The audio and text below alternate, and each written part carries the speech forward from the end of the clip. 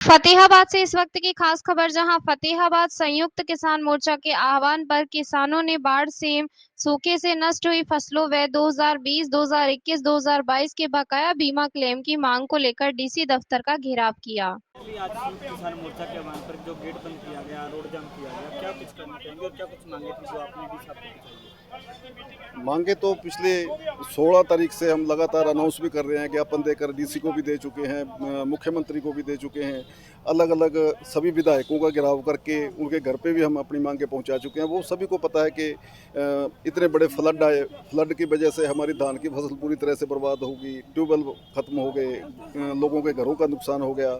और पिछले साल बड़ी बरसात से नरमे कपास की फसल खत्म हो गई थी और सेम के एरिया में बहुत सारा नुकसान है। ये सभी मांगों को लेकर हमारा जो धरना 16 तारीख से चल रहा था, उसी के सिलसिले में आज जो गेट बंद किया गया था, तो आज भी उसी सिलसिले में हमने अपना ज्ञापन सौंपा है डीसी साहब से और उम्मीद करते हैं कि सरकार उस पर अच्छी गौर करेगी। तो कोई समय दिया गया हो बातचीत का या कुछ कैसे? हाँ, डीसी साहब बोल रहे हैं कि हम अगले हफ्ते बात करेंगे, क्योंकि जो हमारी जो धरने की मांगे हैं वो तो स्टेट लेवल की है, मुख्यमंत्री ही डिक्लेयर कर सकते हैं, लेकिन जो हमारी लोकल मांगे हैं बहुत सारी, फ्लड के समय में किसी के खेत में खाड़ी पाड़ी गई है लेकिन उसको बंद नहीं किया गया है, और भी इस तरह से की बहुत सारी मांगे हैं। अभी धान की जो है खरीद शुरू नहीं हो रही है, कुछ बिजली को लेकर समस्याएं, जो भी छोटी छोटी हमारी जितनी भी समस्याएं होंगी वो हम मीटिंग में डीसी साहब से डिस्कस करेंगे। तो पहले गेट बंद किया गया, उसके बाद पुलिस अधिकारी के द्वारा खुलवाया गया, क्या कुछ इसको लेकर? नहीं, ऐसा कुछ नहीं है, वो सहमति बनी। डीसी साहब चाहते थे कि हम पोर्च के सामने चले जाएं। पहले एसडीएम साहब आए कि ये ज्ञापन मेरे को सौंप दो, वो हमारा फैसला नहीं था, क्योंकि हमने ज्ञापन जो है वो डीसी साहब को ही सौंपना था।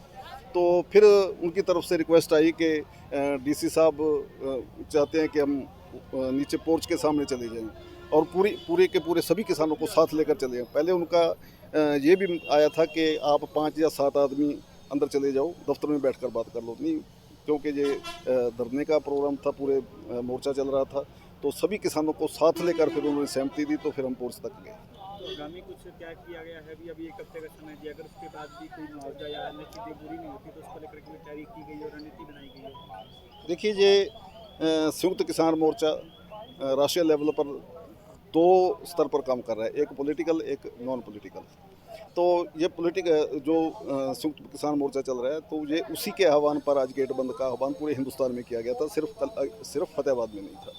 अब आगे की रणनीति संयुक्त किसान मोर्चा अराजनीतिक में भी डिस्कस की जाएगी और संयुक्त किसान मोर्चा जो चल रहा है उसमें भी डिस्कस की जाएगी। आगे अगर सरकार हमारे मुआवजे को लेकर सरकार ऐसा नहीं करती है, कोई ध्यान नहीं देती है, तो बड़े फैसले लिए जाएंगे और एक बड़ा आंदोलन खड़ा किया जाएगा। जो हमारी पेंडिंग मांगी C2+50% स्वामीनाथन आयोग की रिपोर्ट लागू करवाने की, उन मांगों को लेकर, जैसे कि हरियाणा में भूमि अधिग्रहण बिल 2021 लागू किया गया है, या हरियाणा में जिस तरह से फसल बीमा योजना के तहत किसानों की लूट हो रही है, इन सभी मुद्दों पर हम बड़ा आंदोलन करने जा रहे हैं। क्या नाम है जी? जर्नैल सिंह मलवाड़ा, प्रधान भारतीय किसान यूनियन खेती बचाओ।